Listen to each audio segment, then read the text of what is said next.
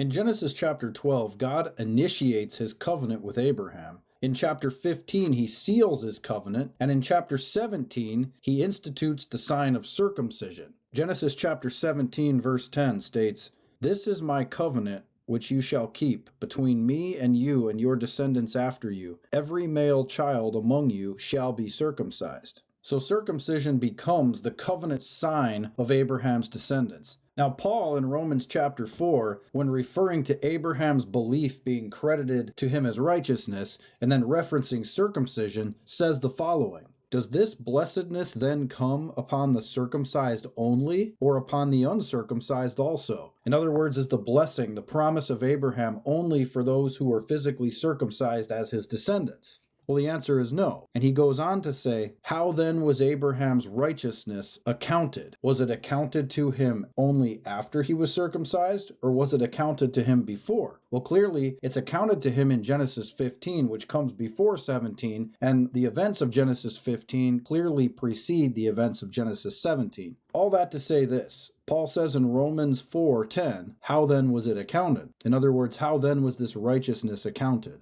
While he was circumcised or uncircumcised? Not while circumcised, but while uncircumcised. And he received the sign of circumcision, a seal of the righteousness of faith which he had while still uncircumcised, that he might be the father of all those who believe, that they, although they are uncircumcised, the righteousness may be imputed to them also. So the point here is that righteousness did not come to Abraham through circumcision. Circumcision was simply the sign of the covenant. Rather, righteousness came through his belief. Abraham believed God, and it was accounted to him for righteousness.